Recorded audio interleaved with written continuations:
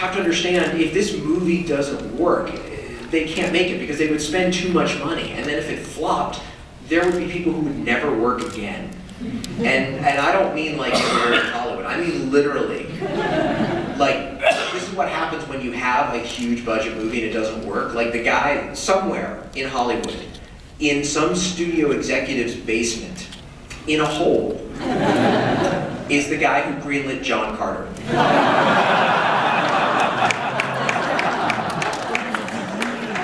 And he's like, please, it was an Edgar Rice Burroughs novel, we thought of it. It rubs the lotion on its skin.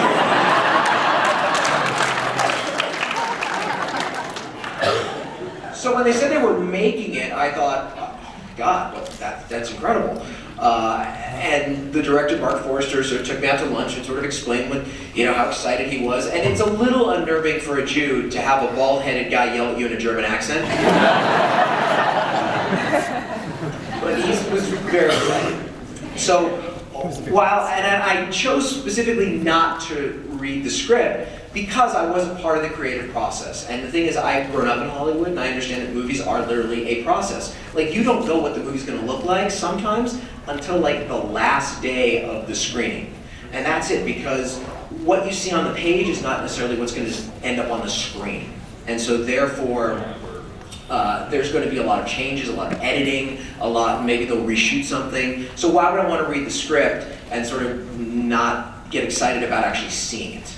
And I learned that lesson from George Lucas, who said he's the one man in the world who can't enjoy Star Wars because he knows how it was made. So I just want to see it. I just want to go there on day one and enjoy it and be like, oh wow, this is very cool.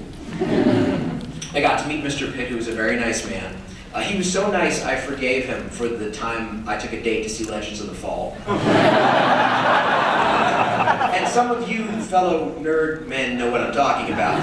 You know what it was like, and you got some girl who was like, I can't believe I conned her into going out on a date. And you took her, and you went, and there he was. He tipped his hat, and that little sparkle of sunshine came off the hat. This is Tristan. How you doing? And you're like, oh, fuck me. And you knew, because you knew on the ride home, she'd be like, that was a great movie. You're kind of like the Aiden Quinn character.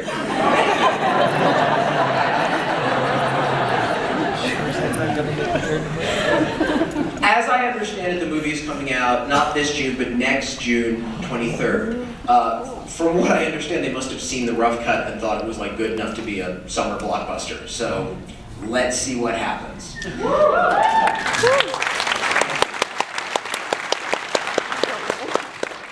I don't want to waste any more of my time just blathering, so why don't we get to it and let me take some of your questions and I'll answer them best I can. All right, yes, you sir. Yeah, actually, no, yeah, your hand went up a split second earlier. I'm sorry, no, we'll get to you, I promise. I can project pretty well. Yes, he's projecting. That's all right. Project. Not a little while ago, but a while ago you actually went on to the set of The Deadliest Warrior for the zombies versus vampires. What was that whole process for you as you watched kind of like all your work and fantasy kind of come to light?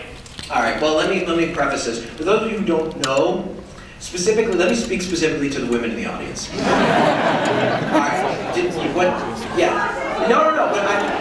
most of you will understand that when you were 13, all right, most of the 13-year-old boys, you would hear them talking, right? And they would be saying like, dude, like if a ninja fought a Spartan, like, they would win. Well, somebody put those conversations on TV. And they said, okay, and for those who don't know the show, they literally do that. They literally have like a ninja fighting a Spartan. And it's a real show. Like they have experts and they have scientists and they do these actual ballistic studies of weapons and they run computer-generated scenarios. And they would do that. They would do like a pirate fighting a knight and an Apache fighting a gladiator. But they did some test market research and found out that a percentage of the young men watching the show were still getting laid. So they said, we really need to bump this up to the next level. Let's do zombies versus vampires. So they did that, and we did a zombie versus vampire show, and it was me and Matt Moak of the Zombie Research Society. We were Team Zombie, and it was Steve Niles, the 30 Days of Night dude. Him and a dude who looks like Christian Slater were on they were were Team Vampire. And your question, what it was like, it was amazing. I mean, they took it as seriously as we did, because I have in my mind that wherever I go, I'm going to be laughed at, because, you know, normal people who are out having a life think this stuff is silly. So I thought I was going to come in and it was all going to be going for the joke bag. No, like they really took it seriously. We did as hard a scientific study as we could about vampire bite versus zombie speed, and the crew and the cast actually got, at one point they got more into it than we did, and they got in a fight on stage. They literally started arguing, like Dr. Dorian got raw on one of the producers, and he was like, no, that would not fucking happen. And Steve and I are like, whoa, okay. So no, I was actually very impressed that they took it as seriously as they did, and they really got into it. And for those of you who didn't see the show, my team lost. No, it's just fine. Look, my team always loses on Deadliest Warrior. I watch the show religiously, and anytime I pick a side, I know I'm going to lose. Shaka Zulu fighting William Wallace, and Shaka lost. I'm like, are you kidding? I'm like, they wiped out Queen Victoria's army, and they're gonna lose to frickin' Mel Gibson? And then, of course, Viet Cong versus the Waffen SS. And I was like, oh, well, the Viet Cong lost. I'm like, oh, really? We got our asses kicked, and the sausage suckers won?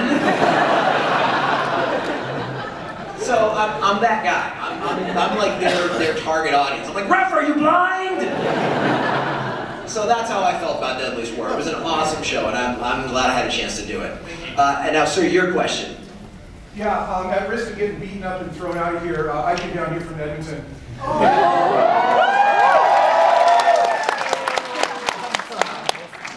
You Canadians get raw.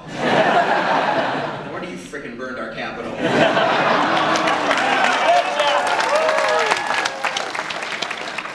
You probably did it in a polite way. Yes, sir. In World War Z, I'll use your language this time. Thank you. There is a chapter in which you have some Canadian soldiers from the PPCLI in Edmonton going into Kyrgyzstan, and one guy discovers a zombie. And Edmonton very rarely gets mentioned in a book of any sort of popularity. Neither does Calgary, by the way. So he chose Edmonton. Oh no, believe me, look, my mother-in-law comes from Winnipeg, so I already have shit for this. So I just was curious, what made you decide to include a group of soldiers from Edmonton in a book that is not simply focused on the Alberta audience? That's actually a really good question, because it goes to the core of why I wrote World War Z the way I did. I wanted it to specifically be an international book, because for many reasons. I mean, first of all, just on a pure zombie level, one of the reasons I wanted to do a big zombie book is because I'm a huge zombie nerd, duh. But the problem was every zombie story I had either read or seen were always these sort of micro survival stories, you know, which is fine. Like I love the sort of interpersonal, like, oh my god, we gotta get, you know, canned food, we gotta get ammo, and oh my god, I can't believe you fucked him, you know, like I love those stories. But to me, a zombie story is by nature a big story. It's a global story. It circles the planet. And I was getting tired of those scenes in every zombie movie and every zombie book and whatnot where they're like, I wonder what the government's doing. I don't know. Well, I want to know. So I wanted to answer my own questions. That's why I wanted to make it a big story. And I also want to make it an international story because I feel as an American, we have many sort of cultural strengths. Like individuals, I think nations have strengths and weaknesses. And I think one of our greatest strengths, obviously, is that we think we can do anything. And most of the time we actually do. Like, you know, yes, we can. Like, that wouldn't be a slogan in France. I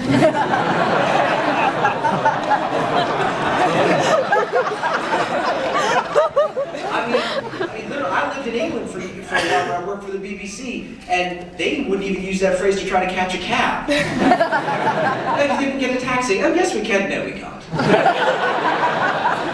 So I love that about my country, but I think one of our biggest flaws is our isolationism. And there's a reason for that. I mean, obviously, because we didn't need anybody or anything else. We had all our resources, we had plenty of land, and people living on it. We could take away. But we didn't, this is the thing, is that other countries, particularly Europeans, like to pretend that they're international just because they are. And it's no, because you wanted something from someone else and you took it.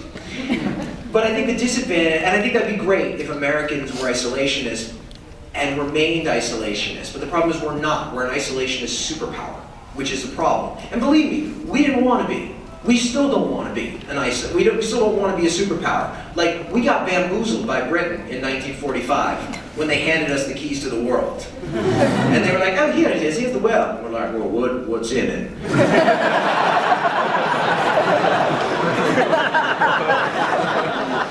And those slimy fruit bags totally answered. They said, oh, you'll love the world. It's wonderful. There's North Koreans and North Vietnamese and lots of Arabs and we'll have a wonderful time in a place called the Middle East. Ta-ta! And they went off and invented the Beatles. And we got stuck with the world. So the problem is we really don't understand other countries, and we don't want to understand other countries. And I wanted to make it an international, global book. So I could have very easily had some American soldiers doing it, but I didn't want to. I wanted to have another international force doing it. And I thought, well, who are some of the best mountain troops the world has ever seen? Duh, Canada. So I wanted it to be a Canadian Special Forces, or Mountain Forces unit, and I thought, I had studied at the war in Afghanistan and all the different forces that were there, and I was like, no, this is the guy who's gonna do it. So that was the thought process I got to get to why I had that character. Anybody else? Yes, sir. Yes, very thin Kevin Smith.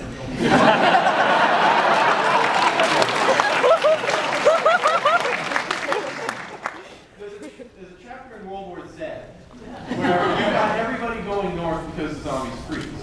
Me and my little brother, who are really big fans of your work, we live just under the Arctic Circle, up in the Yukon. Yeah! That's right. We've always been pleased by the idea that we're the only ones who are going to survive. And I was just always wondering, not necessarily why the zombies freeze, but like, where did you get the idea for that? Why did you put that in the book that the zombies would get stopped by cold weather, but be able to come back?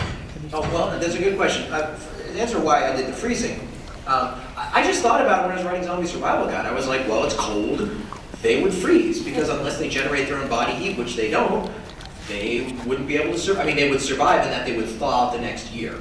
Now, as far as why I put the chapter going north, I really wanted to focus on the plight of the refugee, because this is something we don't see. In every war movie, it's always combat. And that's not war. You know, the combatants are maybe like 10% of the people who are actually affected by war. Most people who are affected by war are refugees. People who just have to pack up and go, and how brutal and miserable it is to be one. So I thought I would describe the plight of a refugee. And I wanted to also describe what it meant to also think that you could survive your way without being prepared in any way for what's really up there. Because that's what would really happen.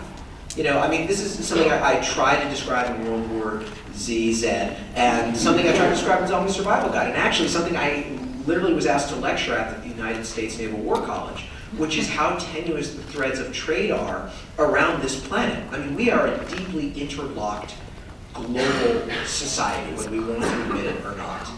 And we've been doing that. We have been trading literally since the Stone Age. And if you start severing those ties, everything is going to collapse. It's that simple. I mean, people who think they're survivalists are not. I mean, I know plenty of people, especially in the States, who are like, oh yeah, no, we'll go into our compound and we'll stock up. And I say to them, yeah, and you'll be living a medieval existence within 20 years.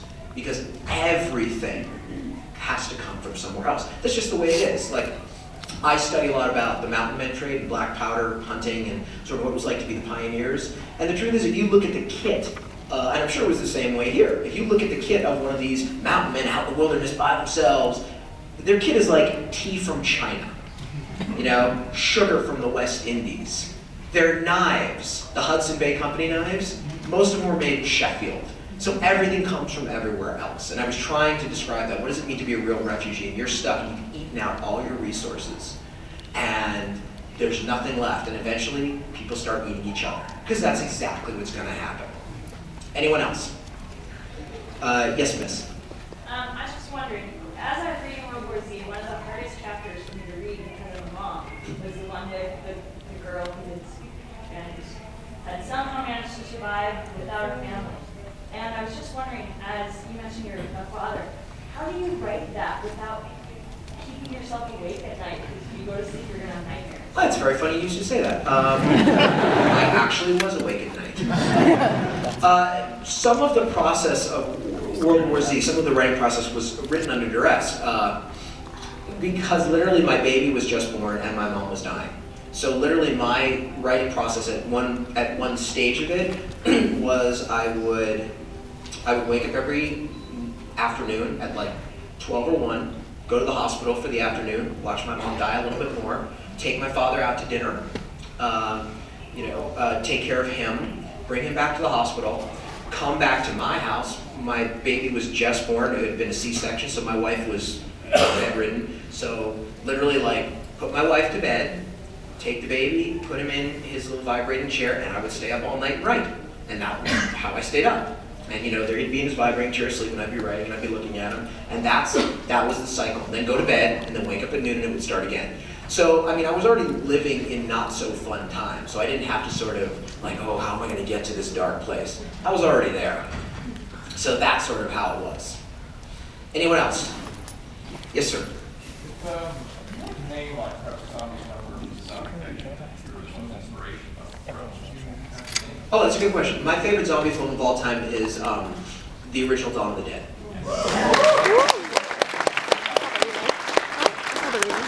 Because I love George Romero. Whenever I talk about George Romero, I always feel like that scene in Malcolm X where he's introducing Elijah Muhammad. And he's like, everything I owe to this dear, dear man. That's kind of how I feel. Like it's his world and we're just living in it. And what I love about Romero is he tried to tell, and still does, try to tell stories and make movies about us, about social commentary. And what I loved about the original Dawn of the Dead was it was a seething indictment of his generation, the baby boomers. Now, I don't know how it was for you guys, for that generation in Canada, but for us, we had this generation of Americans who grew up post-war, never had to go to war, never had to suffer the Depression, wealth, poverty, no poverty, just extreme wealth, grew up in front of the television, and so they grew up to be hippies, and their whole thing was like, hey man, like, don't trust the man, don't trust my parents, and don't trust anyone over 30, that was their whole thing, like, 'cause they just want stuff and plastic and materialism, don't trust anyone over 30, and then they all turned 30. And then they all voted for Ronald Reagan. And then they became even more plastic and materialist than their parents could even dream of. Their parents had $1 and they spent 50 cents. These sons of bitches had $1, they spent $1.50. There's a reason back home we're in such serious debt. There's a reason that all these baby boomers who used to be hippies are now marching with the Tea Party, who were just like, man, I don't want big government. Oh, you mean like sewage? You mean like the frickin' power grid? Go live in Somalia, there's no big government. But that all started in the 70s, and Romero really wanted to just nail them. Because he has a bunch of baby boomers, they're in their helicopter, and they're gonna land on the shopping mall, and they literally say like, oh, that's one of those new indoor shopping malls. New. And they land there, and the whole point is like, I wanna get emergency supplies. And they get there, and then they go, oh, look at all this stuff. And they turn it into a fortress. And the one woman is like, you guys don't need this stuff. It's so bright and neatly wrapped, it's a prison. And I looked at that, I was like, that's freaking genius. And I always said that movie should be sold in a box set with Easy Rider. And it should be called The Baby Boomers, the beginning and the end. Anyone else? Yes, miss. So, let's talk survival plans. Let's talk survival plans. I've always had an argument with my older mate, who's right here, about how we would survive. And my big thing is that I always thought of the Ewoks in Star Wars. They have literally that civilization above the ground in trees. And as you said, zombies don't have circulation, they can't provide heat.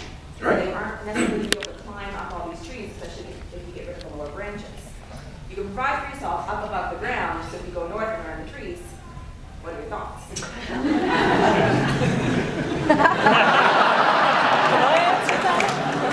Let me get this straight.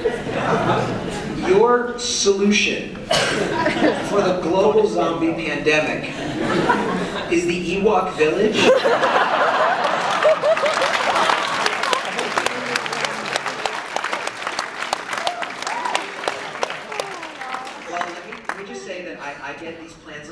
not your specific ones. I've never gotten that one. But everybody, especially in the States, everybody has a plan. Like, man, no, yeah. Everybody comes up to me like, dude, I got a plan. I'm gonna be like Bear Grylls and Man vs. Wild. I'm like, oh, you mean you're gonna have a camera crew following you? And you're actually not gonna be alone in the wild? Just probably sleep in a motel every night? So no, what I say to you is what I say to everyone. Good luck, go try it out. And look, she may be right. Look, the zombie apocalypse may come and you all may be some poor schmuck refugees just gnawing at your fingernails and suffering scurvy and wandering through the forest and being like, we're not gonna survive. And you may hear,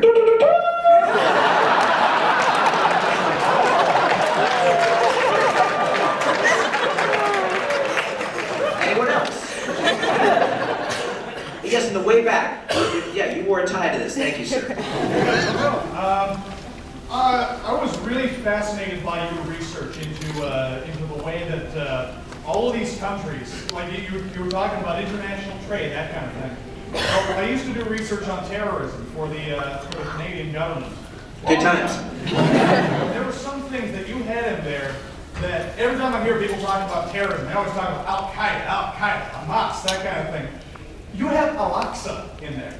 You've clearly done your research into the way that the history of the world actually is to write a future history. What I'm wondering is, how long did that take? And did you start it just for this project, or had you been doing it for a while? No, I mean, look, it started, for God's sakes, it started in like 1982 when I was a young lad and I had to do a current events report on something called the Falklands War.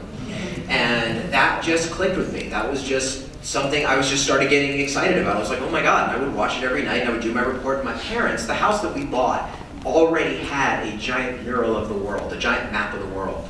So every day I could just see it, and I literally could see like, oh my God, there's the Falklands, and there's Britain, there's Ascension Island, there's St. Helena, wow. And I've always been into politics, war, trade, government. I've always been into that stuff. Partially because my dad was in World War II. You know, most people my age, their parents were baby boomers. So their stories were like, oh man, I remember I did some wicked acid. Like that was their stories. My father's stories were about having to rub bacon fat on his feet and use 2 pairs of socks so he wouldn't get frostbite when he was fighting in Belgium and Germany. And then all his brothers, who one was in a B-17 shot down over Regensburg, and one was in New Guinea and got every jungle disease ever. And I had another uncle who was on an escort carrier that was blown out of the water by a Nazi submarine. So I've always been into that stuff, and I've always gone deeper. And I always wanted to make it real. Like one of my heroes was a guy, Tom Clancy. And what I loved about Clancy was, it was the first, Red October, Hunt for Red October, was the first spy novel that was actually real. Because before that, it had been sort of these quasi-Ian Fleming-esque Superman. You know, these macho alpha males go around the world and have awesome sex and never get a disease. And with these awesome gadgets that have yet to be invented against these uber bad guys. And Clancy was like, no, this is how it would really happen. And that's what I wanted to do. So research, I went crazy with my research. Books, obviously a lot of books, a lot of maps. I mean, like I have that one quote from the Quran. I had to buy like 3 Qurans because I wanted to make sure it was which version. I also interviewed a lot of people, and every interview in World War Z is based on a real interview with somebody real. So I wanted to make sure I really got it. And some of the interviews were like one question. Like literally, you know, the pilot that gets shot down? I didn't know, does the C-130, does it have a toilet or doesn't it? So I called my friend in the Air Force. Does it have a toilet? Some do, thank you. So I wrote, we had the one that didn't. But some are very, very real. Like, I have a friend who does not work for Uncle Sam, as he tells me all the time. And it's the kind of thing where I sent him my proposal for the Pakistan-Iran nuclear exchange. For those of you who haven't read the book, I have a premise that enemies would never nuke each other. Because enemies already know they could nuke each other, so they already have the diplomatic machinery in place. They have hotlines, they have communication codes, so if things ever start to get out of control, the India guy, the Pakistan guy, they know each other on a first name basis, all right? They call each other right then, they're like, Sunil, we need to dial this down. But allies wouldn't do that, because they would never expect it. So I have Iran and Pakistan literally just nuke each other over a communication screw up. There's nobody who can talk to each other. So yes, I did a ton of research, and I wanted to make sure that I just freaking nailed it. So, and I don't trust myself, so I even hired a fact checker. And the crazy part was I actually got all the really complicated stuff, but the simple stuff, like where the Modell Sporting Goods is in New York, a block away from my apartment, put it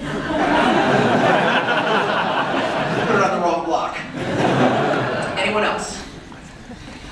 Yes, sir. Yes, you matter. What was your inspiration for the Redeker? Oh, good question, James Lipton. For those of you who don't know, the Redeker plan is the South African plan, basically when everything falls apart. How do we save what we can?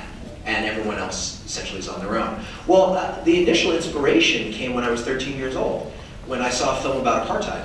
And it showed all these little boys and girls my age, white obviously, learning to shoot.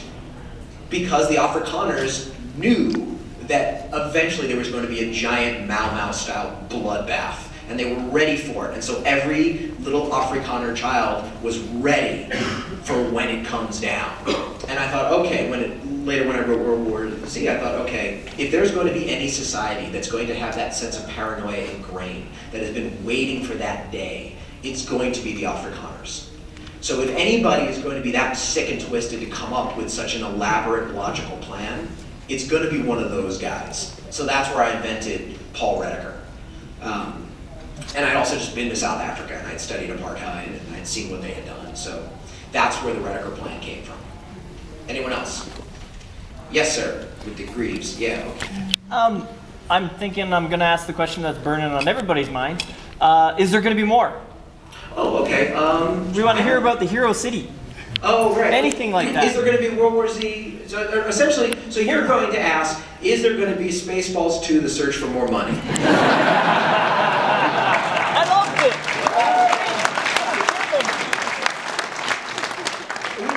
Which is a good question. I mean, look, the truth is, I clearly have been given offers to do it again, and the truth is I may someday, but if I did, it would have to come from a place of inspiration. It would have to come from something that I just have to write, because for me, writing is something that it just can't be a job, because if I want a job, I'll go get a real job. If I write World War Z Part 2, it's because I really have to, I wake up in the middle of the night and I can't not do it. I have to, it's a story I've got to tell. I can't just do it because some fans want it or because they're going to offer me a ton of money. I'm doing fine. I'm paying my bills. I'm putting money away for the winter. I'm okay. Because if I did it now, I wouldn't love it. And that's the thing. Everything I do, I really have to love it. And look, I'm the world's worst businessman. If I had half a brain, I'd be on World War Z Part 7 at this point. Believe me, I would be doing that. No, you know how stupid I am? I just spent 2 years of my life writing a book that's so different from anything I've ever done. If anyone is stupid enough to publish it, I would probably put it under an assumed name. Because the truth is, I don't want a bunch of World War Z fans buying it, expecting the normal Max Brooks stuff, and then seeing this and like, what the hell is this crap? I'd rather 30 people buy it just on its own merit. That's how stupid I am. So I'm not a very good businessman. Like I have a graphic novel coming out in about a year. It's a true story about World War I. What? No zombies? I do actually have a limited comic book series that might be coming out, I think in about a year from now. That is zombies, but it's not World War Z. In fact, it's more of a vampire story. It's called The Extinction Parade. It's based on a short story I wrote, and it is in a zombie outbreak told from the point of view of vampires.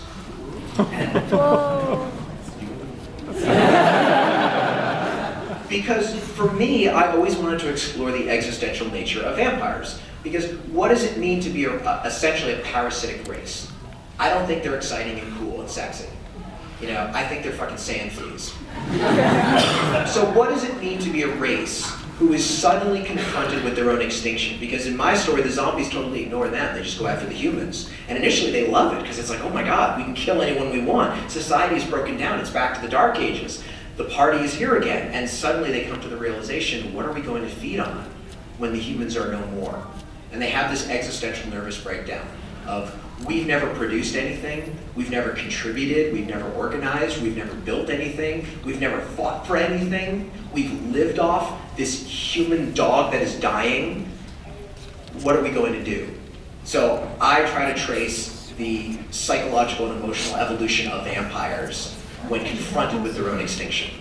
So that is the Extinction Parade.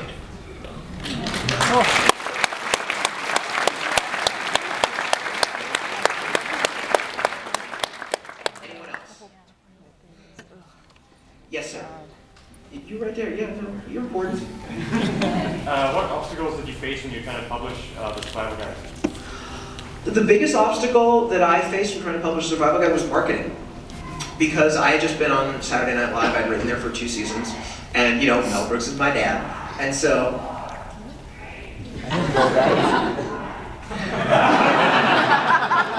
So... I'm just gonna say something really mean about Adam West. Anyway, maybe he's over here. They wanted to market it in humor because they thought it was funny. Like, oh my God, like who else would, who else would write something so funny? It's gotta be funny, right? Every real book gotta write something that isn't real, it's funny. And I'm like, no, it's not. I'm an actual nerd. I'm not as cool as you think I am. And the first couple years were a hard slog because the publishing company put it out there as a work of satire. And therefore it was reviewed as a work of satire. And all the mainstream media just slammed it because they were like, this is not funny. I mean, the LA Times ran a 2-page spread on essentially why my dad should use birth control. And I don't blame them, because I'm sure the publisher was like, look at this book that's really funny. And they were like, this is not funny. Max Brooks sucks. So that was really hard. I mean, you're Rue Morgue, you guys bent me over and drilled me a new one. Because Rue Morgue was like, oh, Mel Brooks' brat is pissing on something that we love. And I understand, look, we're all nerds here, we can say it. We're all an insecure defensive lot, right?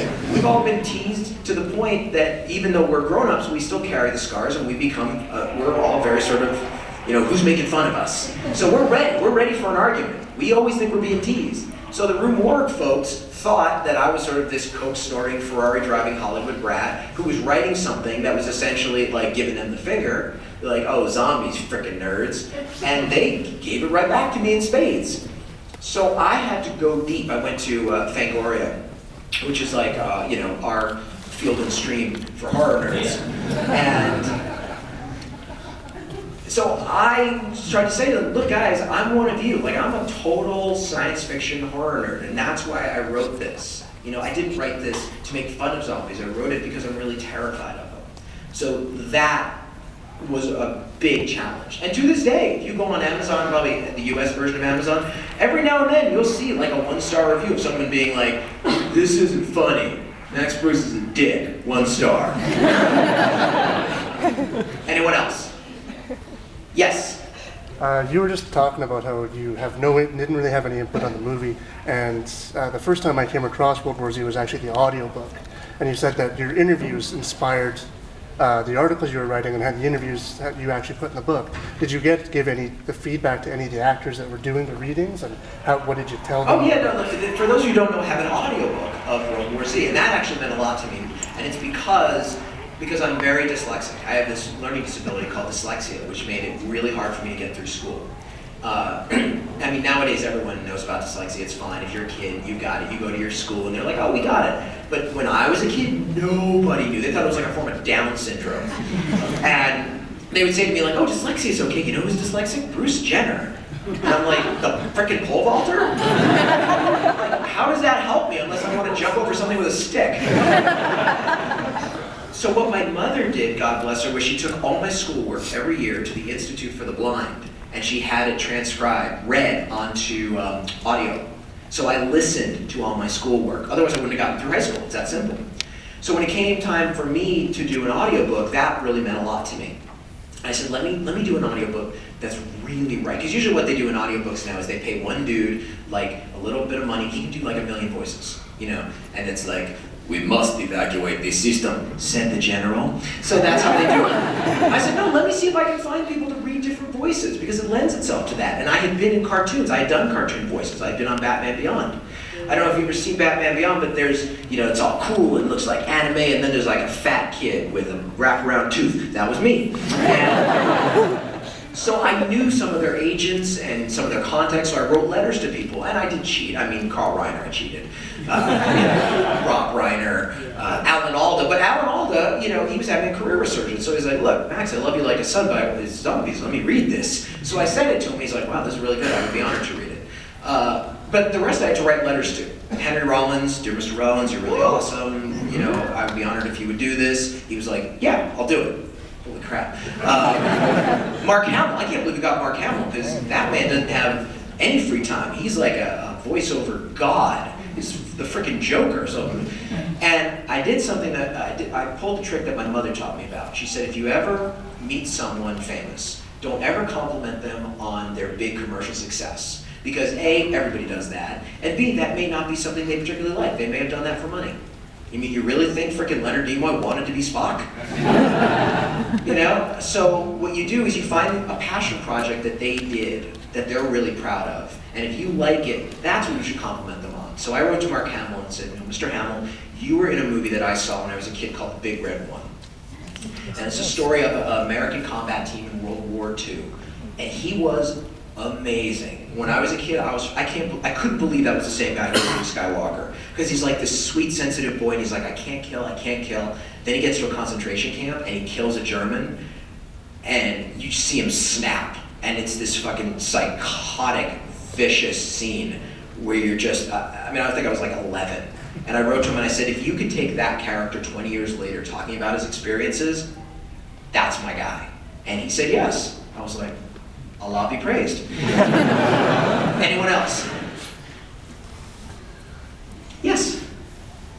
Hi. One of the things I find myself talking about more than survival, because I've done that a lot for a while now, is I'm now worrying about how it's going to start. I live next to, or really close to, a research lab, and they're investigating things like prion diseases, which scare the living stuff out of me. And I'm just kind of wondering if maybe I'm wasting my time about that. No. You're wasting your time about the wrong place. You don't have to worry about a research lab. Look, it's the same thing with Pakistan and Iran nuking each other. All right? A research lab, they know that they got germs in there. So they're on lockdown. All right? It's the McDonald's down the street.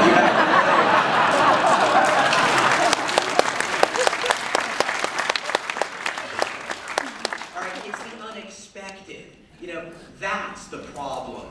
You know, it's like, look at SARS, all right? I mean, I based the path of the virus in World War Z on SARS, because the Chinese are like, nope. They're like, no, but you have this virus. No, we don't. No, but it's really, nope. But it's in Toronto, so?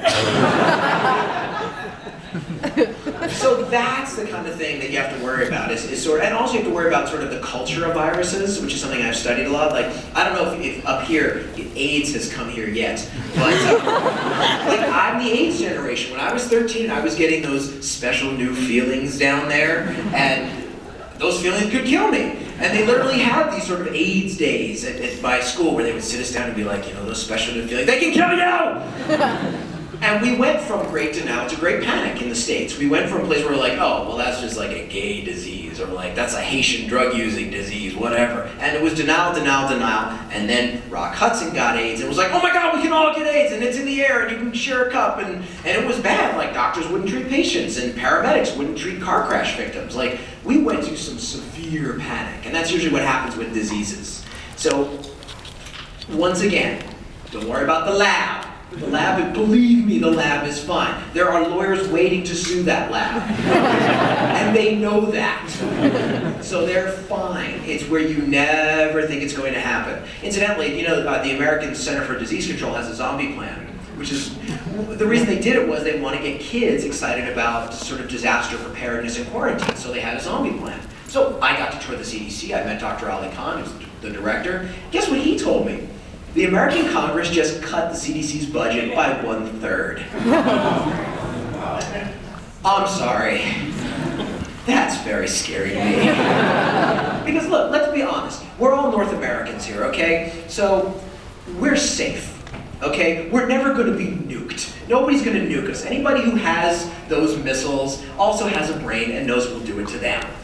And it's also not gonna be like the movie Red Dawn, okay? Where the commies are just gonna drop out of the sky. And there's gonna be like Russian tanks like just rolling through Alberta. It's not gonna happen. But a virus is the one existential threat we have. It's the one thing that if the genie does get out of the bottle, it's gonna be really hard to get back in. That's what's so terrifying to me. I mean, I don't know if you ever studied the 1917 influenza pandemic, and that was 1917. That wasn't the Dark Ages where it was like, oh my God, there's a plague. We need to pray and kill the Jews. You know, like 1917, we were smart. We were scientists. We understood scientific solutions. Circled the globe. And in an age before air travel, circled the globe, killed more people than AIDS and the Black Death. Yay. So viruses definitely scare me. Anyone else? Yes? We need to start wrapping it up. We need to start wrapping it up. All right. Oh, very important. All right. Well, when you say wrapping it up, how much more time? We have 5 minutes. All right. So here's what we're going to do. We're going to take one more question. And then I'll tell you that I'm signing at the Avatar booth down there. And, okay.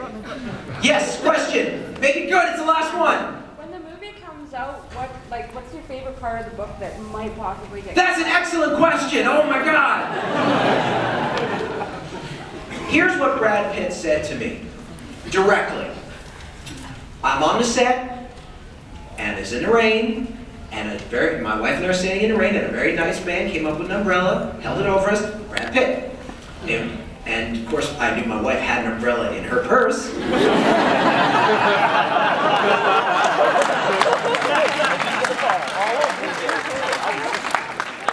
She didn't reach for it.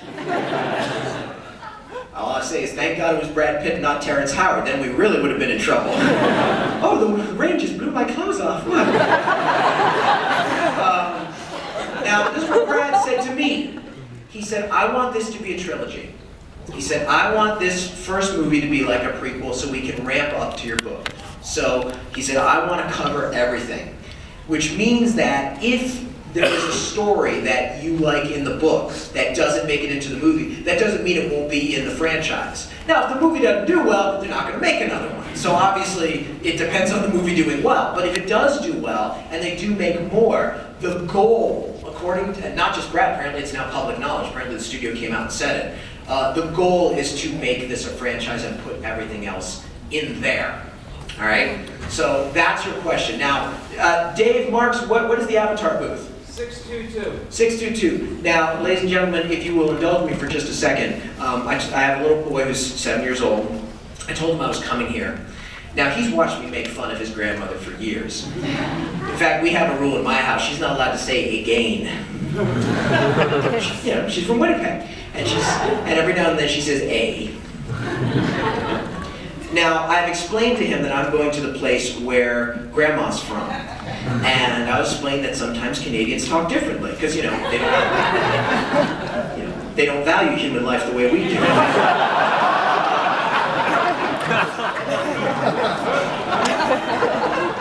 Universal health care.